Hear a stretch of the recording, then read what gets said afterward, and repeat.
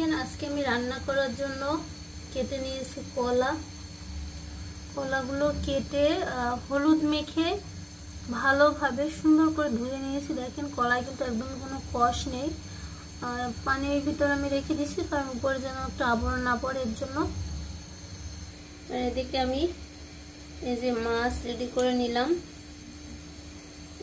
এটাকে আপনারা কি মাছ বলেন জানি না, আমরা হচ্ছে বরিশালে আমরা বলি মিনার কাপ, মিরর কাপ বলে, মিনার কাপ বলে, অন্য কিছু নাম আছে কিনা জানি না। এই যে লাল যে মাছটা হয়, লাল মাছ, অল্প কয়েকটা আঁশ থাকে গায়ে, ওই মাছটা আর কি।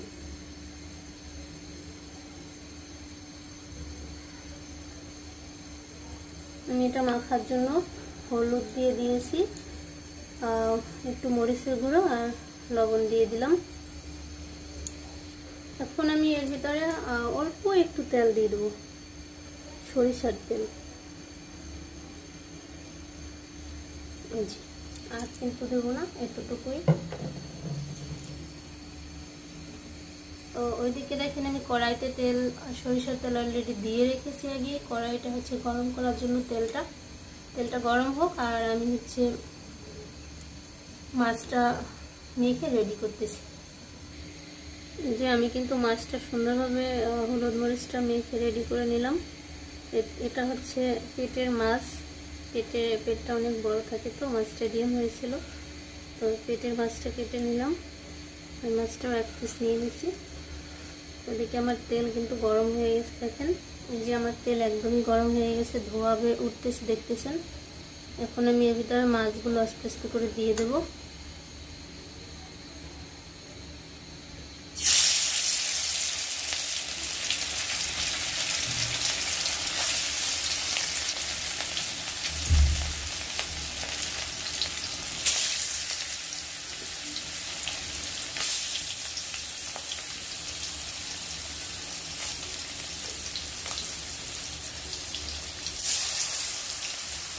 এই যে মাছগুলো দিয়ে দিলাম, এখন এটাকে আমি আস্তে আস্তে ভেজে নেব। এই যে দেখেন আমার মাছটা কিন্তু একদম সুন্দর মতো ভাজা হয়ে গেছে, লাল লাল করে। এই যে আমার জিরাটা কিন্তু ভাজা হয়ে গেছে। এদিকে আমি কেটে রেখেছি হচ্ছে পেঁয়াজ আর কয়েকটা রসুন।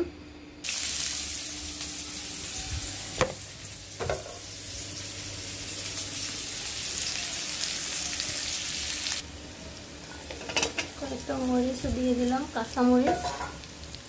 আর একটু তেল লাগবে, আর একটু তেল দিয়ে দিলাম।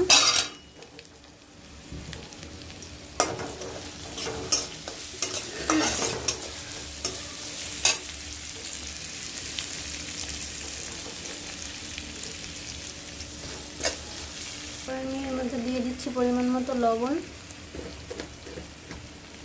দিয়ে দিলাম হলুদের গুঁড়া, এই যে মরিচের গুঁড়োটাও দিয়ে দিলাম। মরিচের গুঁড়োটা আমি দিয়ে হচ্ছে একটু কালারের জন্য দিলাম আর কি, হালকা। এবার আমি মশলাটা নেড়ে চেড়ে একটু কিছুক্ষণ ধরে কষাই নেব। এই যে মশলাটা যেমন কষানো হয়েছে, আর বেশি কষাবো না। এখন এর মধ্যে আমি দিয়ে দেবো কলাটা আমি কিন্তু পানিটা ঝরাই রেখে দিয়েছিলাম। এবার দিয়ে দিলাম কলাগুলো। এটাকে এখন আমি নেড়ে চেড়ে একটু সময় কলাটাকে কষাই নেব।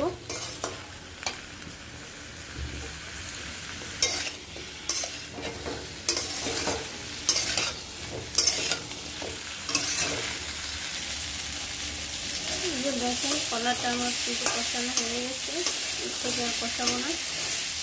এখন আমি দিয়ে দেবো জল।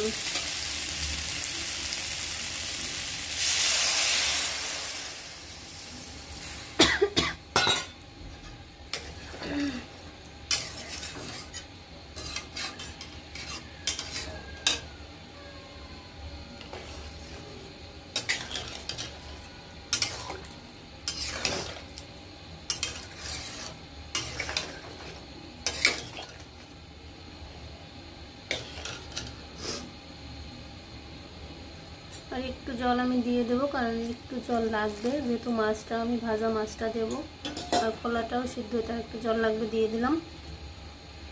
এখন চুলার আঁচটা একটু বাড়িয়ে দেবো,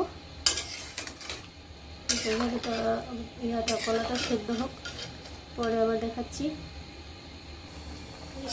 আমার তরকারিটা কিন্তু ফুটে উঠছে।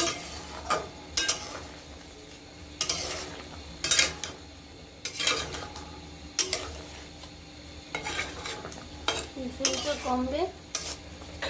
ওদিকে আমি জিরাটা যে ভেজে নিলাম, জিরাটা বেটে নেব। ঝোলটা কিন্তু অনেকটাই টেনে গেছে, আর বেশি টানাবো না। মাছগুলো আমি দিয়ে দিলাম।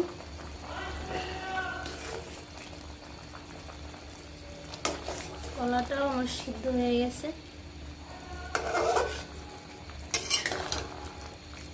আমার একটু মাছ একটু ভেঙে গেছে, যাক কোনো ব্যাপার না। ভাজার সময় উঠাইতে গিয়ে একটা মাছ ভেঙে গেছিল আমার।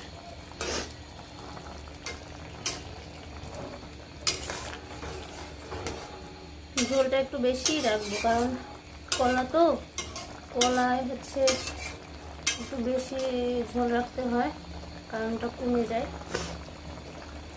এদিকে জিরাটা যে আমি ভেজে রাখছিলাম, এটা কিন্তু আমি রেডি করে নিছি। এটা আমি ওখানে আমার খুন্তিতে উঠিয়ে নেব সুন্দর করে।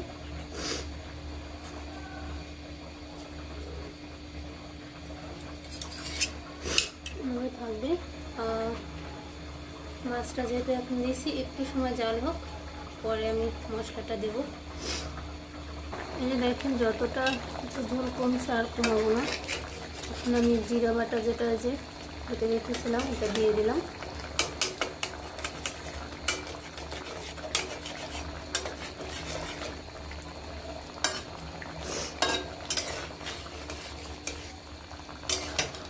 তরকারিটা নেড়ে চেড়ে একটু জিরাটা মিশিয়ে নেব পুরো তরকারিটাতে।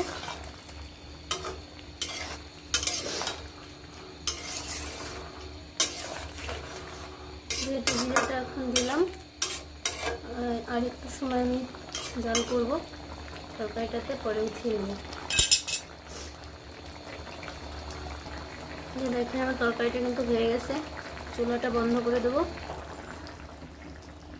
এখন হচ্ছে তরকারিটা উঠিয়ে নেব। এই যে দেখুন তরকারিটা কিন্তু আমি বাটিতে উঠিয়ে নিছি। দেখেন কত সুন্দর হয়েছে তরকারিটা।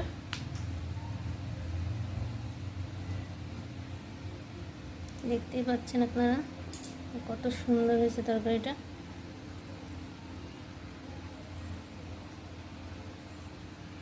খেতেও কিন্তু মজাই হবে, খুব মজাই হবে খেতে।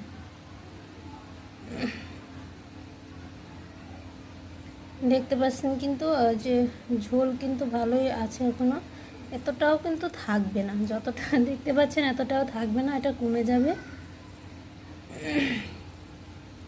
কলা হচ্ছে নিয়ে নেবে, তারপরে মাছটা যেহেতু ভাজা, মাছটা একটু কমে যাবে। যাই হোক, আজকের মতো বিদায় নিচ্ছি। Tata, bye bye. পরবর্তীতে আবার ভিডিও দেখা হবে।